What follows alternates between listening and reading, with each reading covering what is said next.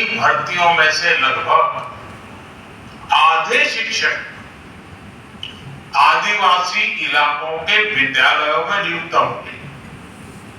इतनी बड़ी संख्या में शिक्षकों की नियुक्ति से सबसे अधिक लाभ ग्रामीण क्षेत्र के बच्चों को होगा, हमारी भावी पीढ़ी को होगा। मुझे खुशी है कि एमपी सरकार ने इस वर्ष 1 लाख से अधिक सरकारी पदों पर भर्ती का लक्ष्य रखा है। इस साल के अंत तक 60,000 से ज्यादा शिक्षकों की नियुक्ति का भी लक्ष्य है। इन्हीं प्रयासों का परिणाम है कि नेशनल अचीवमेंट सर्वे में एमपी ने शिक्षा की गुणवत्ता में बड़ी छलांग लगाई है। इस रैंकिंग में एमपी का स्थान 17वें नंबर से 5वें नंबर पर पहुंच गया, यानी 12 नंबर की छलांग, और वो भी बिना हो हल्ला किए, बिना शोर मचाए, बिना विज्ञापनों पर पैसे लुटाए, चुपचाप। इस तरह का कार्य करने के लिए समर्पण चाहिए। समर्पण के बिना यह संभव नहीं होता है। एक प्रकार से साधना भाव चाहिए, शिक्षा के प्रति भक्ति भाव चाहिए। मैं मध्य प्रदेश के विद्यार्थियों को, मध्य प्रदेश के सभी शिक्षकों को, एमपी सरकार को शिक्षा के क्षेत्र में इस महत्वपूर्ण सिद्धि के लिए और इस मौन साधना के लिए बहुत बहुत बधाई देता हूं। साथियों, आजादी के अमृत काल में देश बड़े लक्ष्यों और नए संकल्पों के साथ आगे बढ़ रहा है। इन लक्ष्यों की प्राप्ति के लिए विकास के जो कार्य हो रहे हैं, वो आज हर सेक्टर में रोजगार के नए अवसर बना रहे हैं। अलग अलग क्षेत्रों में आज जिस तेज गति से इंफ्रास्ट्रक्चर निर्माण की रफ्तार बढ़ी है, उससे भी रोजगार की नई संभावनाएं बन रही है। जैसे कुछ ही दिन पहले भोपाल से दिल्ली के बीच वंदे भारत ट्रेन की शुरुआत हुई है। इस ट्रेन से प्रोफेशनल्स, कारोबारियों को तो सुविधा मिलेगी, साथ ही पर्यटन को भी बढ़ावा मिलेगा। 1 स्टेशन 1 प्रोडक्ट और 1 डिस्ट्रिक्ट 1 प्रोडक्ट, ऐसी अनेक योजनाओं से भी स्थानीय उत्पाद दूर दूर तक पहुंच रहे हैं।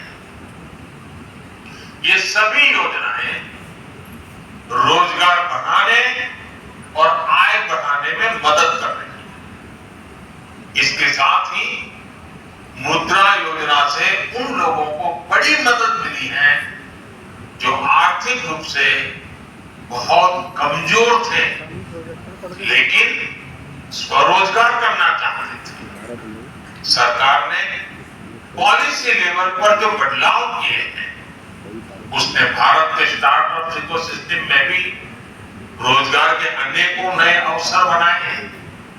साथियों, रोजगार और स्वरोजगार को बढ़ावा देने के लिए सरकार का स्किल डेवलपमेंट पर भी विशेष जोर है।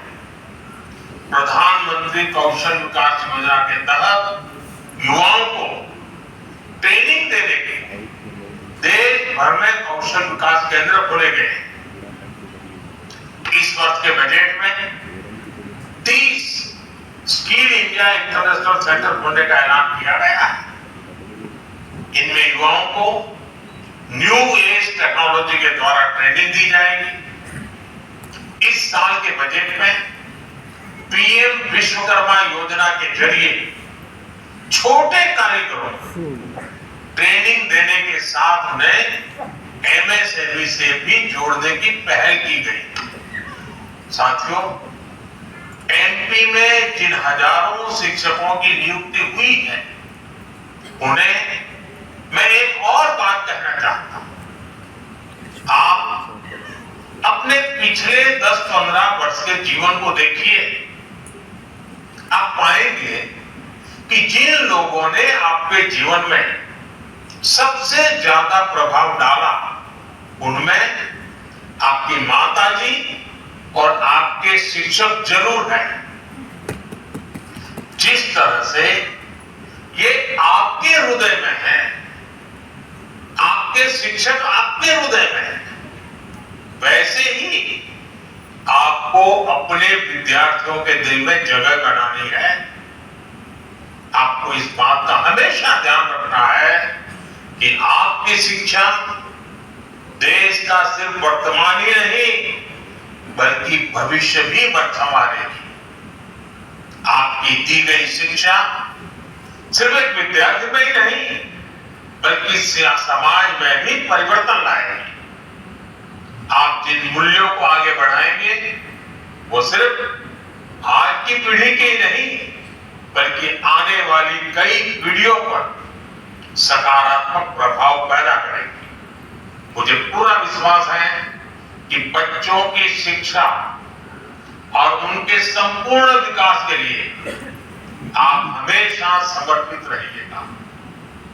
और एक बात मैं हमेशा मेरे लिए कहता हूं, मैं हमेशा कहता हूं, मैं मेरे भीतर एक विद्यार्थी को कभी मरने नहीं देता। आप शिक्षक भले हैं, लेकिन आपके भीतर के विद्यार्थी को हमेशा जागृत रखिए, हमेशा चेतनवंत रखिए। आपके भीतर का विद्यार्थी ही आपको जीवन की अनेक नई ऊंचाइयों पर पहुंचाएगा। एक बार फिर आप सबको मेरी बहुत बहुत बधाई है।